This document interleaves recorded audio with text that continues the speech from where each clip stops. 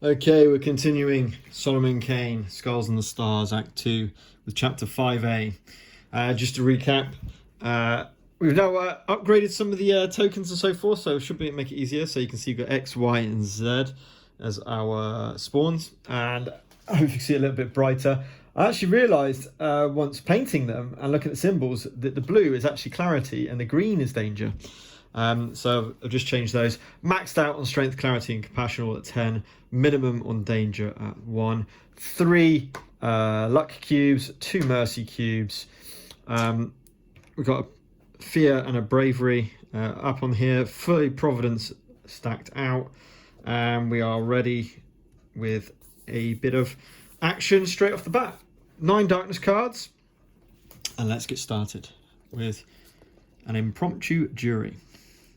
Dawn's fury cauldron spills its molten light across the eastern horizon as Solomon Kane strides purposefully back to the village. The cockerel crows a harsh reveal, greeting the Puritan. The few villagers out and about at this hour shrink from the sight of Kane, wondering if this dark apparition of blood and rags is the ghost, come down from the moors to enact a final murderous outrage on them. All. Kane pounds on the door of the journeyman's rest. "Landlord," he bellows. "Landlord, open up!" The shutters fly open on the inn's upper floor, and the innkeeper's bleary, irritated face appears over the windowsill. "Who's there, damn you?" When he sees Kane, still pounding on the planks with the heel of his fist, the innkeeper's eyes widen and his head quickly ducks back behind the shutters. Seconds later, the door opens and the innkeeper, in his nightshirt, ushers Kane into the tap room. He sits Kane at the table and orders his wife to bring hot water and linen to clean the Puritan's wounds. "What happened to you?" the innkeeper asks incredulously. "Never mind that," says Kane. "I know why no man can cross your moors at night. And I know how to lift your curse. Gather the village folk. There is a terrible wrong that must be put right." So, a few key words. So the innkeeper, the shepherd, and the blacksmith. So the innkeeper, the blacksmith, and the shepherd can all be talked to. So can all of the villagers. So all the villagers can be, but they've got the scout keywords. So the darkness card is going to cause them to move around the board. And it's basically just basic talk action, which I've got in my hand. I've got really good talk action in my hand. So I'm probably going to start with some villagers being close by, maybe moving along, and then try and speak to this villager. I can talk, obviously, adjacent. I've got to rally as many people as I can. So 6+ villagers is my best outcome. Okay. And it says on D707. So let's read Discovery Path. Path of the Righteous. Kane commands the crowd with his stern baritone, admonishing the people to do right and seek justice for poor Gideon. During the outcome phase of this chapter, place 1 blessing for every 3 villagers on this card. So we're going to be stacking villagers onto that card as we talk to them and try and turn them into our ways of thinking of what Gideon did at first. Now, we do start 3 spaces away from our virtue. That was my only choice of where to put. Yep. And we have 1 shadow on the board. Obviously, you can only spawn 1 shadow at the moment. So 3 dice. Let's get started. I'll do some talky. So that's compassion. Determination, and faith. So we could move by flipping this token. And we could do a talk, which is good. And I would be in the aura size if I do that. So I'm definitely going to flip that. I'm definitely going to be using those, and I think I'm going to store my faith. Store my faith in there. For next time, I do have plenty of. No, I'm absolutely happy with everything. So Solomon Kane moves forward into the inn, the journeyman's rest. To try and turn as many of these fine folk as he possibly can. Speaking first to the gentleman in the corner with valor. So we got a talk of 0. However, we have got We are now in the aura size because we've got an aura size of +1 on Providence. So Providence is really going to help me with this talk. So it's going to give me a +3 to the talk value plus the event. I can also redraw. 6 for a villager. I need an 8. So yeah, I'm gonna use a luck cube there, and we get the 3. I've got the 5 to get the 8. So we get the 8. We have used one of our luck cubes. So Solomon Kane, with the help of Providence, leading the way in how we should speak to the villagers, speaks to the gentleman near the entrance to the journeyman's rest, trying to compel the villager on the story of why Gideon's ghost was haunting the moors and what was the reason behind that. So we now need D710. Over there. Rousing speech. Kane's talk of ending the bloodshed invigorates the crowd, and 2 more townsfolk step up the cause. Remove 2 from his surroundings. Well, that was lucky. And place them onto D707. So fortunately, there are 2 on there. Well, that's 2 straight away. That was good. +1 strength, +1 I can't. And I'll place any one of their 1. I'm going to put a bravery into my reserve. So that's 710, and obviously that can be helped again because it doesn't remain in play. So that's 2 villagers. So we're on 6C at the moment, but we have finished our turn. I'm going to take away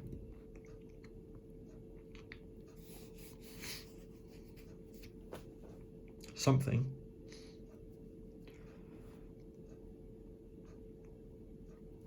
Or rather have the blessings, I think. So I'm going to take away this one from my hand. I'm going to put the talk 4 up on my board. And let's see what happens.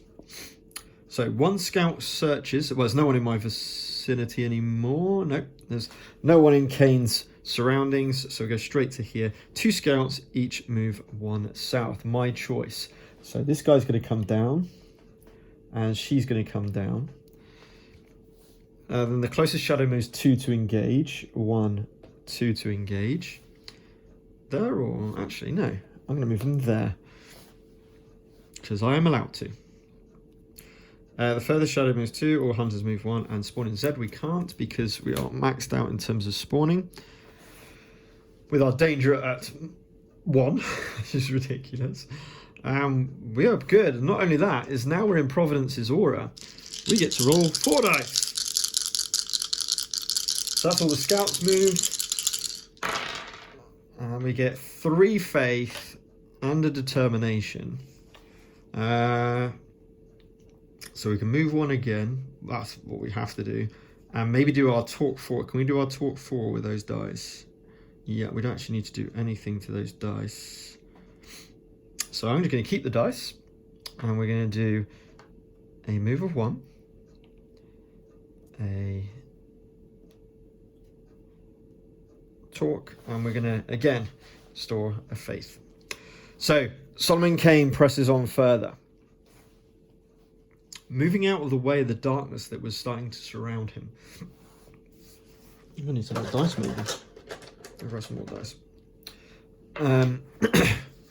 Then he sees someone of importance in the town. It looks like the blacksmith, who certainly seems like one of the someone of important standing, who would probably be the best person to speak to. So it's compassion -1. Oh, I've completely forgot about. Oh, I didn't even need to use this. I forgot about how strong I am in my compassion was +3, so the 3 would have been the 369. You know what? Sod it. We'll burn it. It's fine. So we're going to do a talk 4. We're going to do an interrogation onto the blacksmith and really try and pull this crowd together in my cause. So it's going to be a talk 4 with help of Providence. It's going to be a 4 +3 is 7 +2 is 9. I'm already at 9, so it's impossible not to get the maximum. I get a 7, so we get the maximum. Speaking to the blacksmith.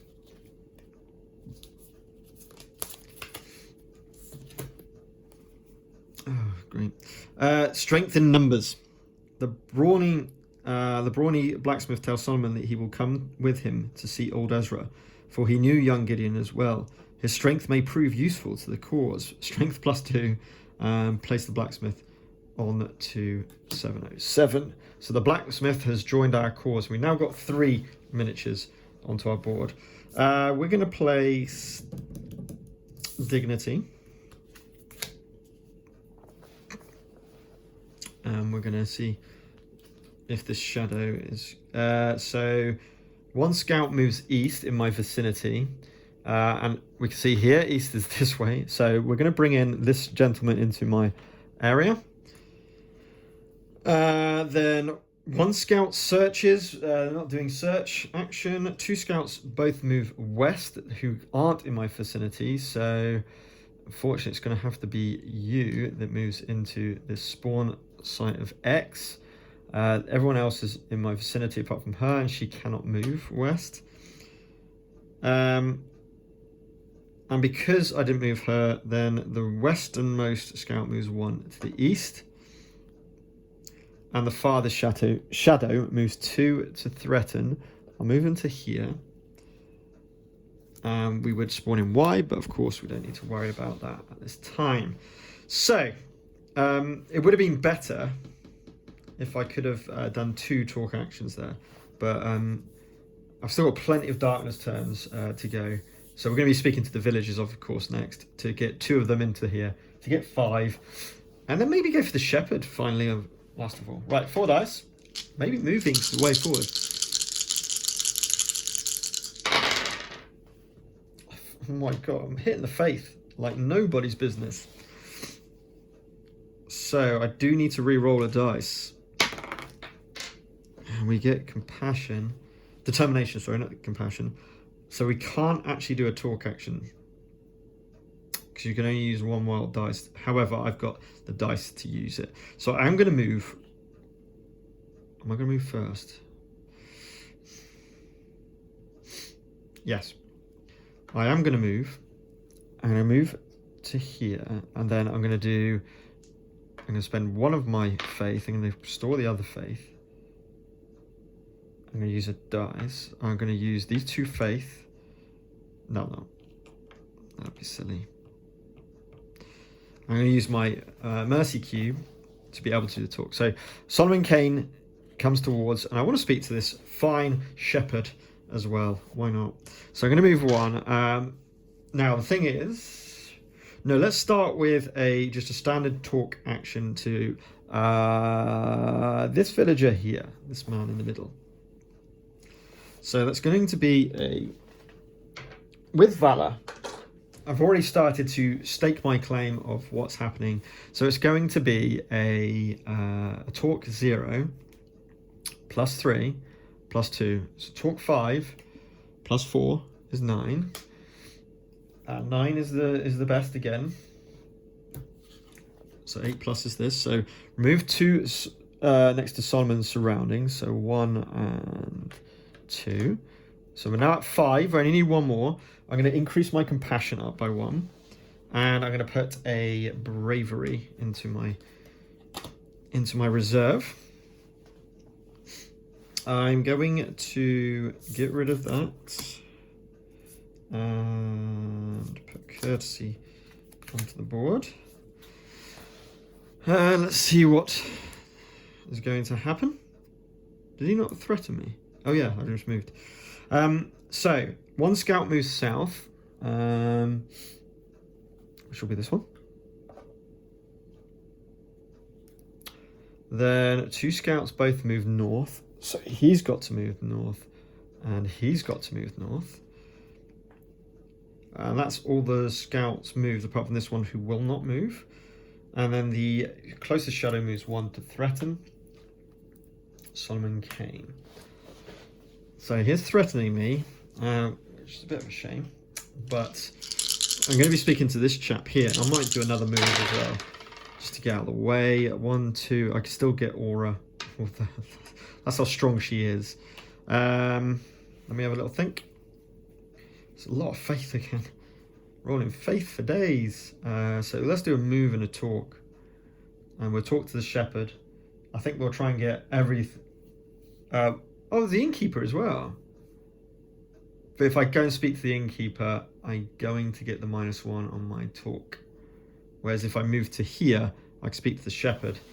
I think so. Even though the innkeeper's quite cool, but let's speak to the shepherd. He's been out to the moors. Obviously, he'll hopefully know a little bit more. Maybe that could be something. So with that in mind, I'm going to flip this to fear. What else have I got here? Light don't need. Actually, sorry, bear with us a second.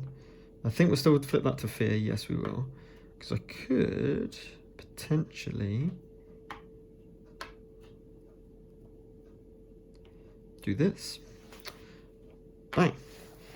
A full sweep.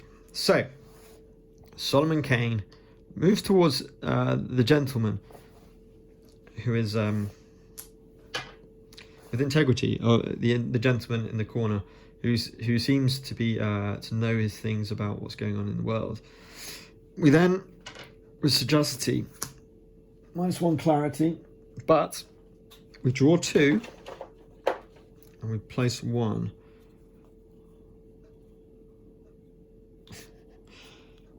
We're going to grab that. At the start of a virtue turn, roll 4 extra dice. And then finally, I'm going to have a chat to this gentleman here with 3, 6 to start with. So we've already got the maximum, plus the 4 is 10, which is, for the shepherd, 13. 7, 1, 3. Over swamp and moor. The shepherd takes a gamble and stands up to be counted. If you'll be rambling over the swamp and moor, then I may be of use to you, sir. His knowledge of the land may certainly prove useful. Yes. All virtues may discard an action card and may immediately play an action card from their hand.